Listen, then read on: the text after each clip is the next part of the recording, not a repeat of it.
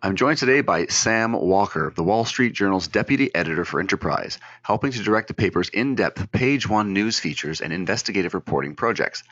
A former sports columnist, Walker founded the journal's prize-winning daily sports pages in 2009 and oversaw the paper's global coverage of sports news and major events across all print editions and digital platforms.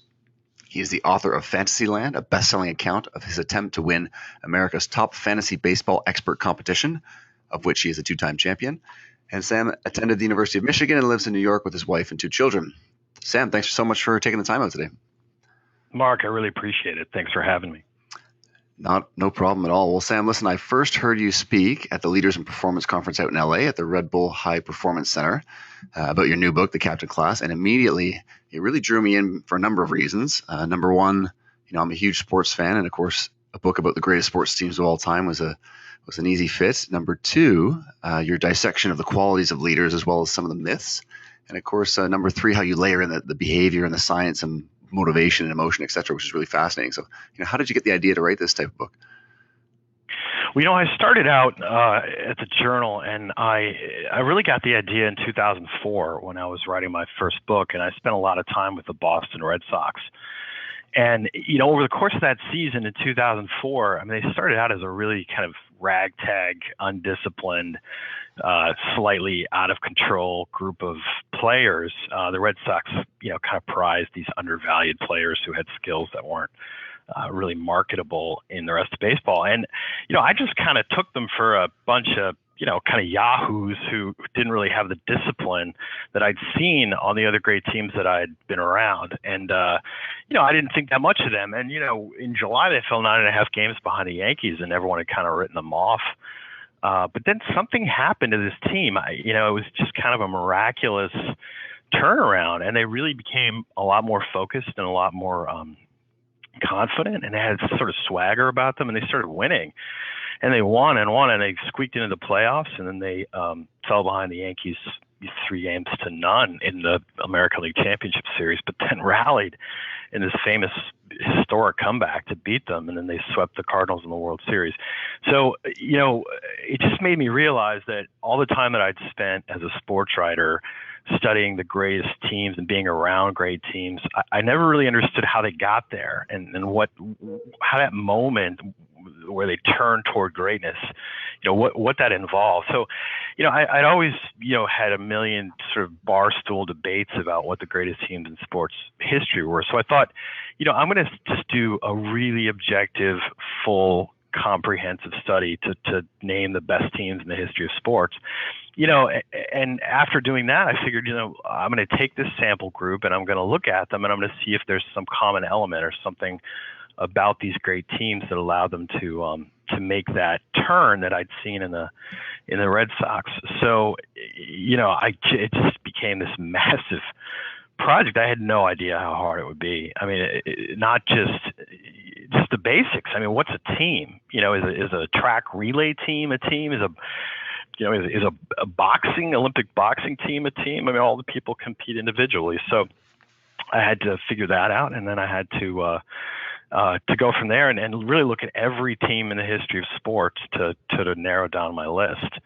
And once I did that, I kind of went in cold and I said, all right, what are the things that could propel a team toward greatness? And I looked at everything. Do they have a superstar? Did they have a great, aggregation of talent? Did they have a great strategy? Did they have a lot more money than everyone else? Did they have a great coach? And, I went through meticulously to looked at all these teams and realized none of those things were true. They were true in some cases, not in others. But there was really only one thing they all had in common, which was really obvious when you looked at it, which is the character, the peculiar character of the player who led the team, of the captain of the team. And I it was a kind of a eureka moment. It just seemed very obvious that this was the one thing that they all, the only thing that they all had in common. Yeah, it's amazing your treatment of all the going through all the teams in history there, and it's going through Oh your my selection God. process, which is massive. And of course, I'm a basketball guy, and you've got a great quote from Bill Russell that reads, "My ego demands for myself the success of my team." So, can you talk a little bit about Bill and his leadership style and those legendary Celtics teams of the 50s and 60s?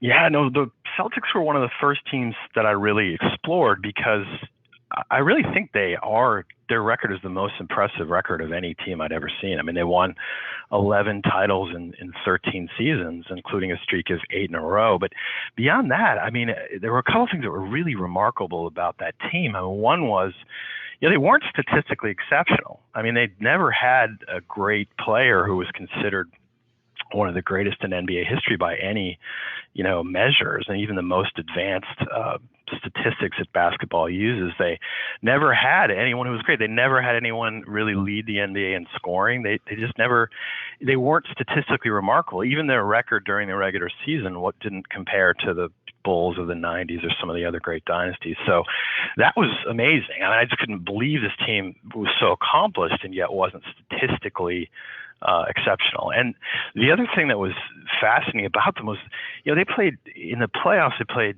10 times. They came to a winner go home game 7, and they won all 10 of them, which is just astonishing. Yeah. I couldn't believe that. I mean, that is something beyond,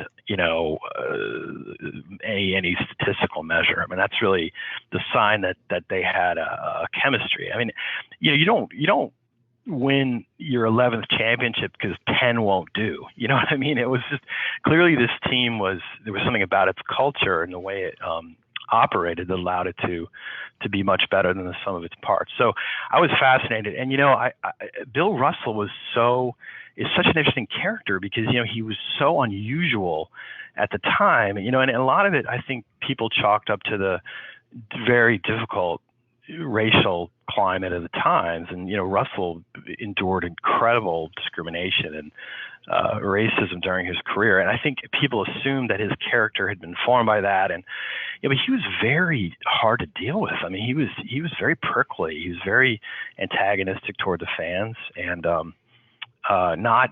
didn't care at all about his public image or endorsements or all the things that NBA players care about today.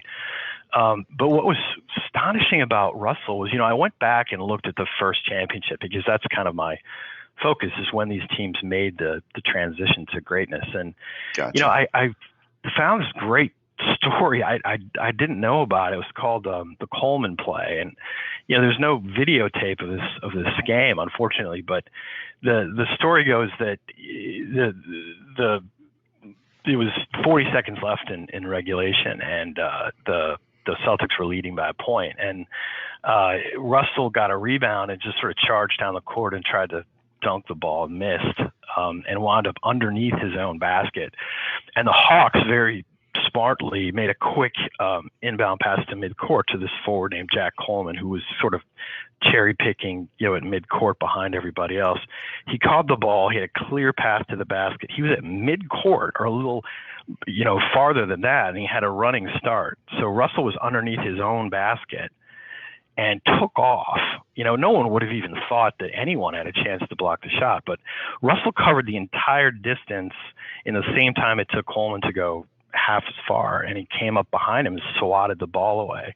And everyone who saw it said this was the most incredible physical act they'd ever seen on a basketball court. And, that turned the game around. I mean, they went to double overtime, but the Celtics won in the end, and that was their first title. That was a game 7, I think it's the first game 7 in NBA history. He was a rookie, and this was just like an act of, it wasn't just that it was an incredible physical feat. Russell was incredibly fast, but just the fact that he even thought to do that, when all of his other teammates had basically just given up. And the more I looked into Russell, the more I realized he would throw up. He would go to the locker room and he would throw up before almost every game. And in fact, if it was a tough game and he didn't throw up, his teammates would tell him to go to the locker room to throw up because they were worried that he wasn't focused enough. And, there are all these little incidents that added up. I mean, there's a story, it's just one person's account, but they said that he tried to break up a fight during the playoffs in Los Angeles and was stabbed in the arm. and had them tape up the arm, and went and didn't say a word, and went out and played the entire game, with a bandage around his arm, and they won, and it's just this kind of incredible doggedness and commitment, and what I realized about Russell was a couple things. One, his teammates loved him. I mean, his teammates just, thought he was just the greatest guy in history, whereas the public, really thought he was a grouchy malcontent and didn't understand why he had so much animosity toward the fans and everybody else except for his teammates. And, Russell hated individual accolades. I mean, this is a common thread among all of these captains. I mean, he didn't care about any individual awards. And, in fact, he insisted, he told the Celtics when they wanted to retire his jersey that he didn't want the fans there. He said, I'll do a ceremony, but it's just my teammates. And he very famously turned down an invitation to the Hall of Fame when he was inducted because he later said that he thought that, the Hall of Fame is this institution that honors individuals, but he felt that his career was a symbol of team play. And that was years later, wasn't it? That he did that, wasn't it? Yeah, like 4 years later, I think, after he was, he didn't say that until many years later, but the other thing about Russell, which is fascinating, is when you look at him, he's very unconventional and defensive, in public, but it was very consistent with the way he played basketball because, at the time, you weren't supposed to leave your feet, when you were playing defense, and, you weren't supposed to try to block shots, like he did. And he played a completely different style of basketball than an NBA big man. He didn't score much. He wasn't the team's central offensive weapon, but he set picks and he played aggressive defense. He kind of did whatever needed to be done to win. And, that mentality, that defensive sort of team first mentality was the same that he had in public. So it was really a very consistent person. And a lot of people thought he was a great basketball player and a defective human being, but it's not true. I mean, he was the same. He had the same principles on and off the court. So he just really, I realized then that I was onto something because he was so unconventional and so different from the norm that I started to think, well, maybe that extreme personality was related to the extreme success of the team. And from there, I think all the pieces sort of fell into line with the other teams and captains. Yeah, it's really fascinating how you list the 7 traits of elite captains, and of course the extreme doggedness, which Russell exuded, was one of those. And you also highlight Carlos Puyol of Barcelona and how he sort of fits that bill as well. Can you tell listeners a little bit about Puyol's story? Puyol is such a fascinating character. So he was not a prodigy. I mean, a lot of these captains, it's fascinating. Some of them were stars, but most of them really were average athletes and really had to struggle to break into the elite ranks. And I mean, he didn't come to Barcelona's youth academy until he was 17. And even then, he really had to fight to get in. And, at one point they'd basically given up on him and they were going to sell him to Malaga, a kind of low level Spanish team. And he just refused to go. I'm not leaving, because he was born in Catalonia and he was, a real fan and supporter of the team, didn't want to leave. So, Puyol was just, they didn't know what to do with him. First of all, he kind of looked strange. He had this long curly hair and he kind of looked a little bit like a caveman, and he played in this kind of incredibly dogged style, even though he wasn't that fast and wasn't very clever with the ball. They didn't really know what to do with him, and they had tried him at different positions. They didn't think he had the speed to play wide on defense. So he got his big break in 2000 when Barcelona played this incredibly tense, famous game. It was the first time they played Real Madrid after Luis Figo, who had been at Barcelona, had transferred to Real Madrid, which was a huge scandal because those teams hate each other. So the coach at the time decided that they would they needed someone to mark Figo, and everyone thought it would be one of the regular starters, but the coach decided to try Puyol because they knew he was dogged and relentless and cared desperately about winning the game. So they put him in, and it was just this remarkable match. I mean, if you will go back on YouTube and watch it, I mean, the fans were screaming of hatred, for Figo, and Puyol just played out of his mind and just completely shut Figo down in humiliating fashion, and they won the game. And from that moment, I mean, everything just changed. I mean, he became kind of a hero in Spain, but he became the rock of that defense, and he played central defense, but he was such a weird guy because he was so humble, and he wasn't talented. He just was all grunting effort, and he cleaned up all of their mistakes, and he took shots to the face, and he would have head collisions, heading the ball, and he would go over, and they would staple his cuts closed, and he would run back in. I mean, he was just a complete picture of slobbering effort, on a team that was very technical and a little fragile. And he was the kind of leader, the same kind of leader as Russell. I mean, he was completely devoted to the goals of the team and whatever needed to be done. And he rode his teammates when they were slacking. He never let up. And he was elected captain by his teammates, and in typical style, this is very typical of the captains. It was unanimous that he should be the captain, but the only dissenting vote was his, because he thought That's great. It was unethical to vote for other people. So it kind of gives you a little window into the character of these captains. Yeah, it's amazing as well because like you mentioned, he was sort of quiet in public, but amongst his team and on the pitch, I mean, the guy just wouldn't stop chattering and talking, right?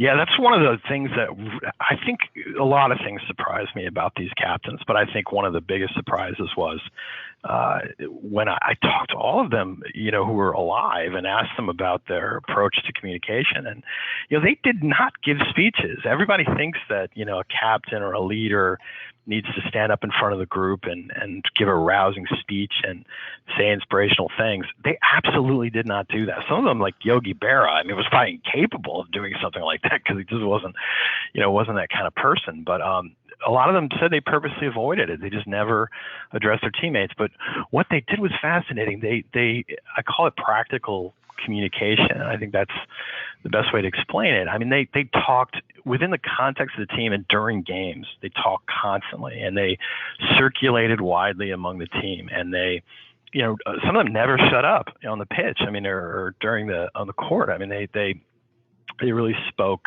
constantly, and but it wasn't platitudes. I mean, it was really just like talking about practical things as they were happening, and it was this constant form of communication and making corrections in the moment, and that was something that they all had, and it kind of runs against our ideas of how leaders are supposed to communicate.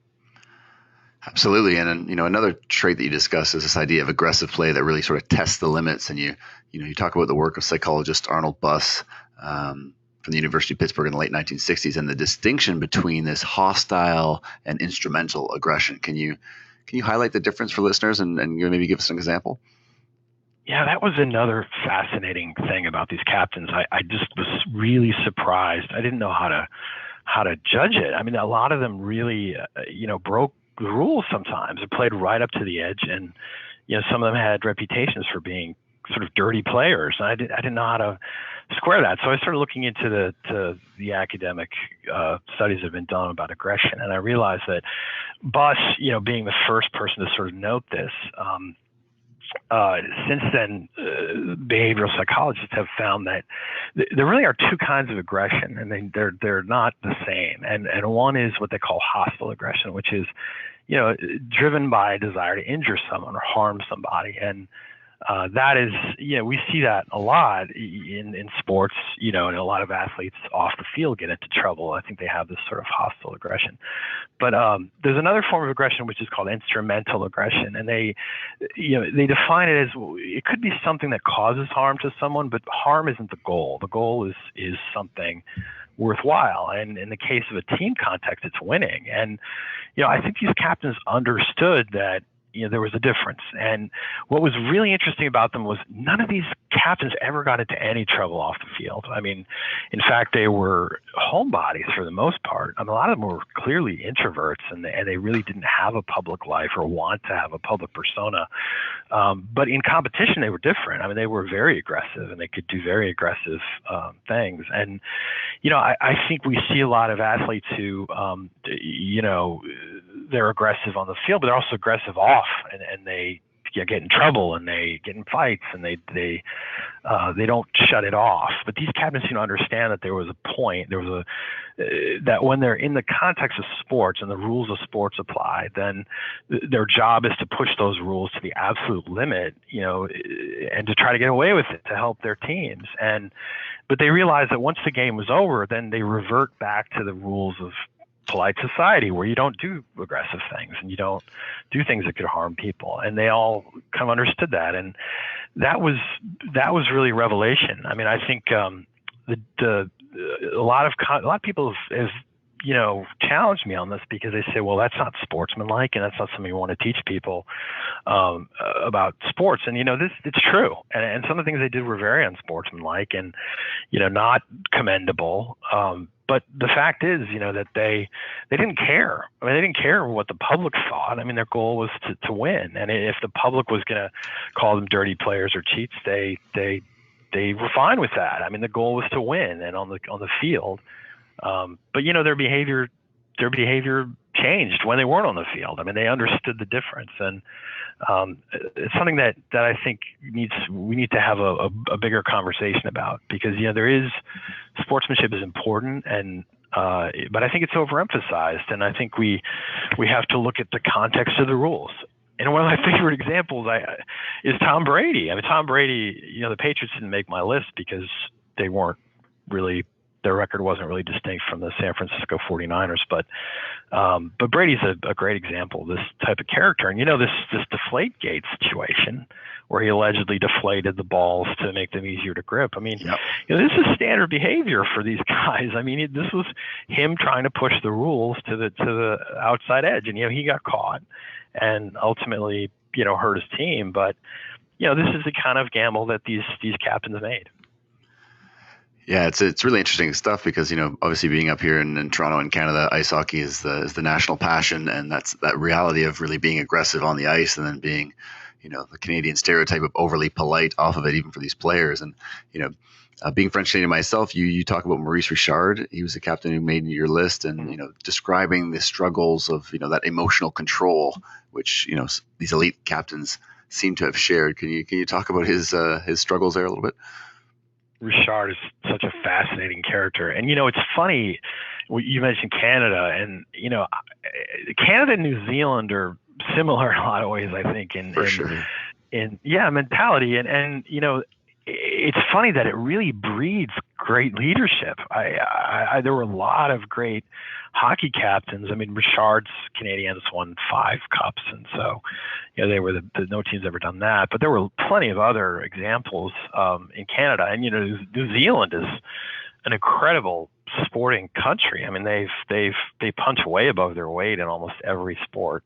And of course, 2 of the All Blacks rugby teams made my list. And, I've seen a lot of similarities in that the culture of the country and the sporting culture of the country, I think, helps create this role and support these kinds of captains. But Richard was unusual. I mean, he of all the captains on my list, he was absolutely the most aggressive and has this incredible temper. And, it was what I didn't understand about Richard was that he really had 2 careers. I mean, he had this career that took him up to the riot in 1955, and that was, he was the all-time leading scorer, and he broke the scoring record, and he was the engine of the team's offense. He was absolutely their primary scorer, but he also just, he was one of the most penalized players in the NHL. And there's a lot of talk about the league and the referees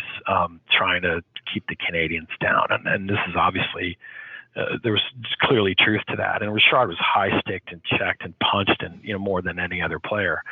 But he retaliated, and I mean he would get kicked out. He would put in the box, and he would get in horrible fights. And if you know the story of the riot, I mean this sort of came after this eruption he had, where he punched sort of went savagely after a New York Rangers player, and was suspended, for the playoffs, and this led to the famous riot after the game against Detroit in the spring of '55. And after that, this is the thing that about emotional control. I mean, the captains on the of these teams were incredible in their ability to play through really tragic, difficult situations. Richard had never been that way, but after the riot, they brought in Toe Blake, and the whole point of bringing in Blake was, as coach, was to try to keep a handle on Richard's temper, and Blake just worked on him, like, put your anger into the puck, put your anger onto the ice, and Richard, shockingly, was able to retrain himself to walk away sometimes. And not only that, but he also stopped being the primary scorer. He started passing more. He started getting his teammates more involved. And they immediately won their first cup. And then, after that, he became captain. And, from the time he became captain, his penalty minutes dropped, significantly every year. His scoring totals also dropped, and his teammates became more involved. And they were unstoppable. I mean, that was the difference. He started controlling his emotions and controlling his explosive temper and getting his teammates being more of a team-oriented player. And that's when they became the dynasty that they were. And, all of these captains, they either learned how to do that or kind of innately understood that they could be aggressive, but they had to control themselves, and they had to be able to play through emotion, whether it was, tragic loss or pain or grief, or controlling their tempers. And that was a huge separator. A lot of the great captains who didn't make my list just weren't able to control their emotions. And Richard figured out how to do it, which I think was a very under-discussed and underrated achievement of his. Yeah, it's so interesting in the book. I mean, you go through you mentioned the environment, the political environment at that time as well, and what he had to sort of go through. That's a pretty remarkable. Now, you dispel a few myths, which you've already done one there in terms of the speeches that players sort of did not give, and the other myth is that this conventional wisdom of the coach rather than the athletes being the primary force behind really successful teams. And can you tell us sort of what you found in your research? That was a huge surprise. I really thought that coaching, I think a lot of us, who played sports as kids and didn't really advance beyond that. I mean, I think we have an impression of coaches as being kind of unassailable authority figures. And, I think that carries into the fan culture because, more and more, especially today, I think people really look to the coach, and you hear sportscasters saying, they describe as Bill Belichick's team or Phil Jackson's, leads this team. I mean, there's this idea that coaches, because they talk to us and because they speak for the team and they're more relatable, I think, to more people that we think that they are the primary engines of greatness. But what was just amazing was I looked at these 16 teams and I assumed that these coaches would have had great track records before these epic streaks and afterwards. And, they didn't. And in fact, this was like one of these 16 coaches, I think you could say, was a legendary coach, tip to tail, not, including their entire career. And in fact, the majority of them had little to no coaching experience when they showed up, or had even bad track records and weren't successful before or even after. In fact, some of these teams changed coaches in the middle of these winning streaks. So it clearly wasn't a matter of coaching. And the coaches were all over the map in terms of their approach. And some of them were inspirational, or some were tacticians, some of them weren't. And there was really no similarity whatsoever between the coaches. And, I spent a lot of time on this because I knew that it was controversial and that I really had to prove it. And so, I went out and talked to Willie Davis, who was one of the defensive captain of the Green Bay Packers under Vince Lombardi, who, is considered one of the great coaches of all time. And I spent a lot of time talking to him about this, and looked at a lot of other coach captain relationships. And what I realized was that, all the research, everything that I had seen suggests that coaches, they do matter. I mean, and a great coach will have an appreciable effect on a team. But even the great coaches like Lombardi, they all had this kind of partnership with a great captain. And, in many cases, these captains were independent minded. I mean, they didn't always do what they were told. And, Alex Ferguson from Manchester United says this. I mean, he says that once the match started, the everything moved beyond his control, and he really relied on his captains to enforce the team's goals and strategy on the field. And so what I realized was that even the greatest coaches, will not be successful unless they have this partnership with a captain. And this can't just be, I tell you what to do and you do it. I mean, these relationships were very complicated, and these captains often did their own thing and ignored the coach and did something else. And that's the key. So again, even when you have these great coaches, whether it's Phil Jackson, Bill Belichick, Vince Lombardi, Alex Ferguson, I mean, their great periods of greatness were always associated with having a great captain and someone who was independent and sort of augmented their coaching and did their own thing sometimes on the field. So that was really my conclusion. I mean, having a great coach is not a bad thing, obviously, but without a captain as a sort of surrogate on the field who sometimes doesn't listen to the coach, the success doesn't come.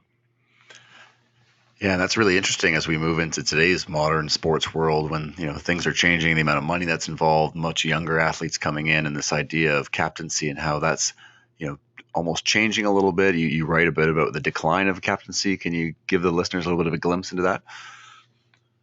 Yeah, that's surprising. I mean, I as I was writing the book, I saw this happening. It was kind of amazing. I mean, a lot of teams, prominent teams, either did away with the captaincy, or entirely, or including 7 NHL teams, at the beginning of this season didn't have captains, which was amazing given that they're required to under league rules, but also just, that's a sport that has always had a strong tradition of captaincy. But I think what's happened is that the economics of sports have changed so much, and there's so much money coming in, mostly from television, that really the point is different. I mean, it used to be that you wanted to make money, you had to win. And now, under these giant television deals, it's really about putting on a good show. And, I think teams see themselves much more as entertainment businesses than they did before. And so what they've done is, with all this money, is they've really bid up the price of the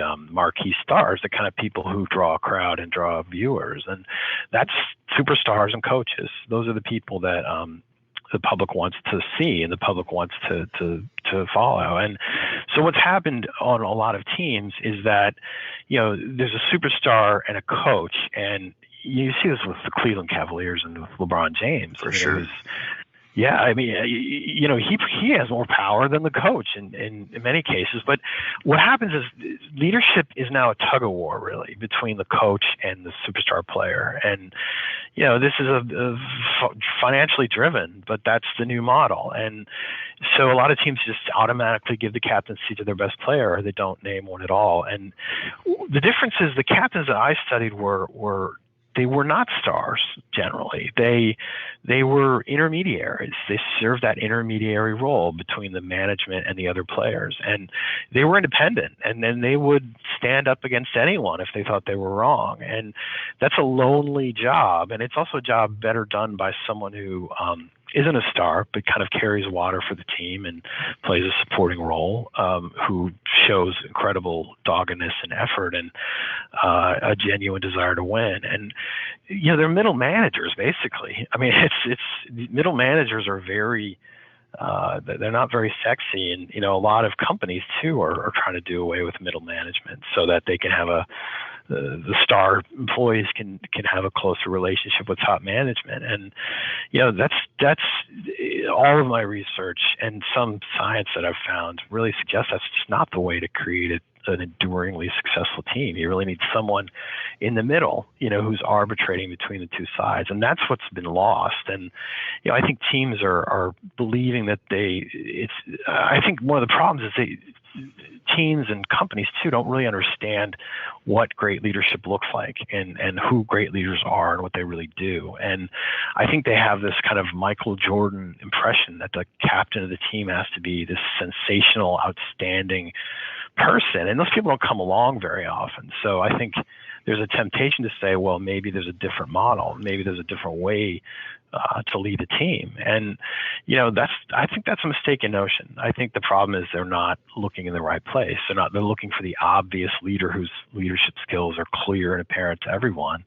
But the truth is that great leaders are not obvious, and they're not the most talented, charismatic people. They're very functional. They carry water. They do what needs to be done. They communicate constantly with the team, and that's not who we look for. And I think frustration is part of it, and I think economics are a part of it. But we've really moved away from that model. And I wouldn't want to make any predictions, but I've never found a team that's sustained a dynasty over a long time that used a model like that. I don't think it's possible, frankly. Yeah, you do a great job in the last section there of going through the evidence around that whole notion. So really, really well done. And Sam, I want to respect your time here this morning, and maybe finish off here with a little personal question. Can you tell us a little bit about Sure. your morning routine? Do you start with coffee? Any writing rituals? What is your morning like? Oh God.